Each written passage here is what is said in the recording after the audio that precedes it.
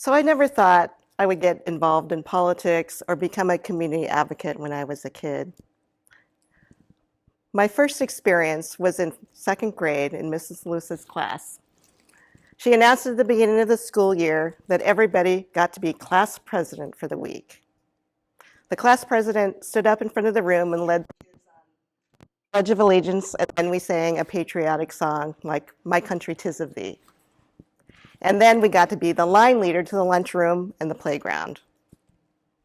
Now, you would think most kids would be thrilled to be class president and get all that attention, but not me. I was doubtful. In fact, I was fearful. The previous year, at the tender age of 7, I experienced racist harassment, threats, bullying, and violence. A group of girls in my class decided they just didn't like the way I looked. And you see my first grade class. No one looked like me. And so they started calling me names like Dirty Jap, and they chased me on the playground, they knocked me down, they tore my dress, and they kicked me. So obviously I was traumatized about school. But my mother, who I admired greatly for a number of things, cleaned me up, propped me up, and gave me these words of advice. Work hard, keep your head down, and don't say anything that'll get you in trouble. In fact, don't say anything at all, and then you won't get in trouble. So to put my mother's advice in context, she and my father immigrated from Hawaii to Oregon after World War II. Back then, Hawaii was not a state. It was known as the Hawaiian Territories. And if you know the history of Hawaii, the US government forcibly took the land from the Hawaiian people. They took our land, our culture, our language, and our religion. Even though my father and all my uncles joined the military after the bombing of Pearl Harbor, at the end of World War II, when my parents came to Oregon, the government didn't treat them well. They weren't allowed to vote. Interracial marriages were against the law. They weren't allowed to live in certain areas in town. In addition, they experienced racist threats, harassment, and intimidation by businesses and other people. Back then, after the war, the sentiment against Japanese Americans is pretty strong. Even though my family isn't Japanese, pretty much of these people, we all look the same, so we experienced that as well. So how could I believe my second grade teacher that being president was a good thing if the government treated my family this way? It made me think about what could I do to make this world a better place for people like my family and other people like us? Where could I get started? So Mrs. Lewis's advice and lesson in second grade taught me how to start. Engage with people who don't know anything about government, second graders, or people who have been treated well by government, immigrants, refugees, or people of color. So civic engagement, as you heard, has several terms that you may have heard, such as public involvement, citizen participation, community outreach. There's nuanced definitions to these terms and different techniques. But let's just start with the basics. Civic engagement would be easy if we all thought the same, looked the same, spoke the same language, such as my friends here, these honeybees. A colony of bees has a fascinating communal living being that they do. They all work for the queen and they live and die for the queen. Well, this is a great model for a community. This is not our community. This is our community. Did everybody see? This is our 2017 Rose Festival court. These young women come from all over the city with diverse backgrounds, religion, and language, representing the new leadership for Portland. And with new leadership comes the need for new methods of engagement and governance. Whether you work for business, nonprofit, government, or education, the business case is clear. Our rapidly changing demographics, technology, economy, and politics means we need to be thinking outside the box. We need to be creating new models for planning for our new future. And we're on the cutting edge of doing this here in Portland.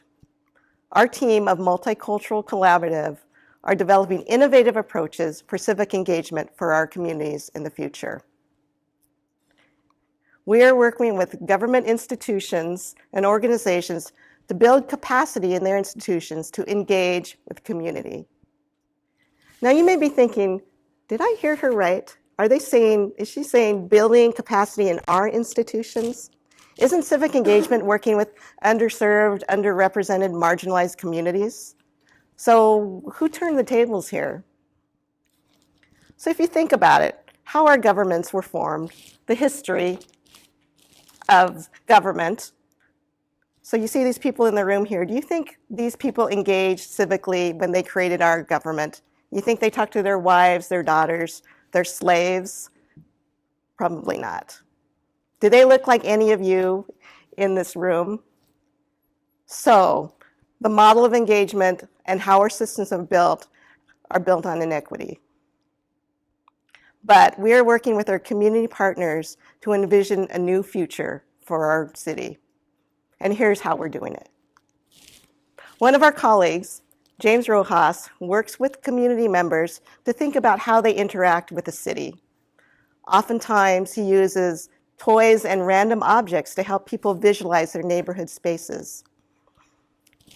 Here, he's working with some kids from the Hacienda CDC housing to help them envision redevelopment of some of their affordable housing properties. These kids here speak 4 different languages, and they work together to build this model. And they called it Awesomeopolis. That's great. Working with APANO, the Asian Pacific American Network of Oregon, we're building innovative approaches for multilingual, multi-ethnic, and multi-generational models of engagement to develop a community vision for a new neighborhood in this diverse area of Southeast Portland. We conducted this workshop in 5 different languages. So from engagement to concept to reality. This is the Jade Night Market located in the heart of Portland in Southeast 82nd Avenue. We're working with APANO to create economic empowerment, community stabilization, and advocacy frameworks to combat displacement in this richly diverse neighborhood. Our cohort from Momentum Alliance, whose mission is to empower youth to build social justice leaders, are teaching us about public policy as it relates to transit advocacy, reproductive justice, gender, and racial equity. And we're helping them raise their voices to be leaders in our community. Working with Verde, we worked with the Cully kids to help develop safe pedestrian access to Cully Park. So how do we do this? It's not a secret.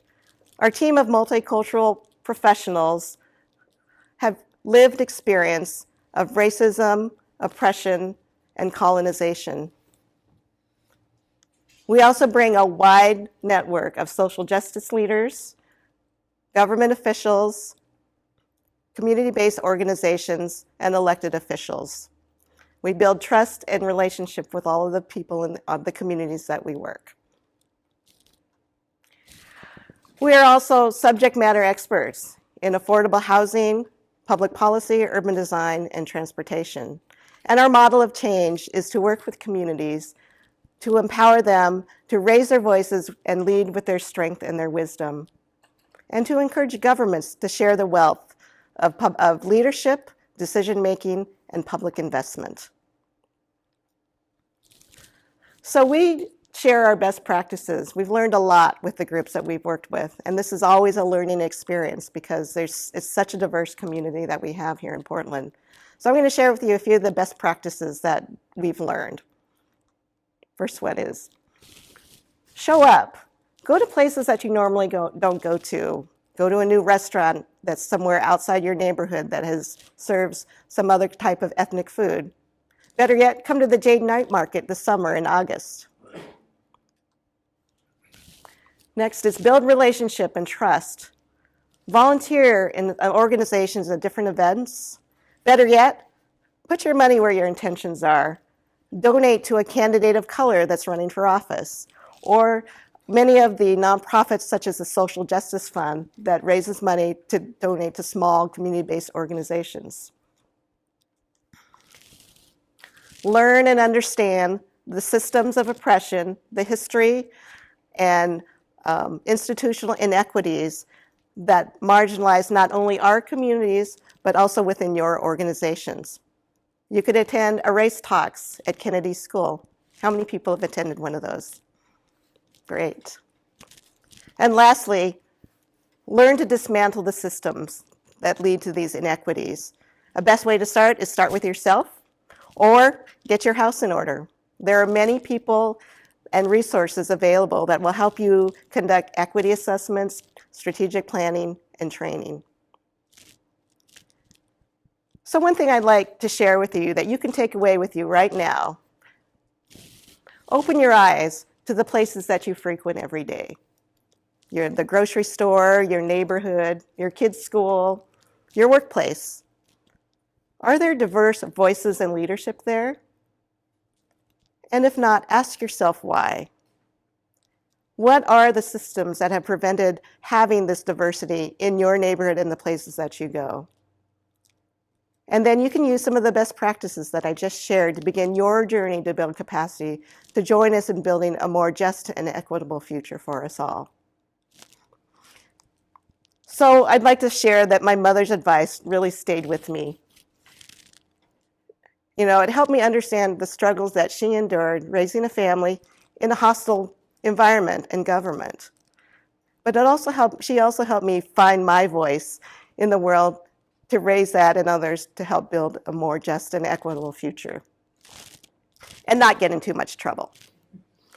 So I'm going to leave you with bell hooks, and this is the work that we do, and I hope you will join us in that.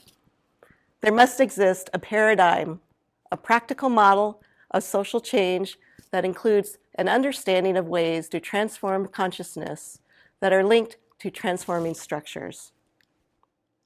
Thank you.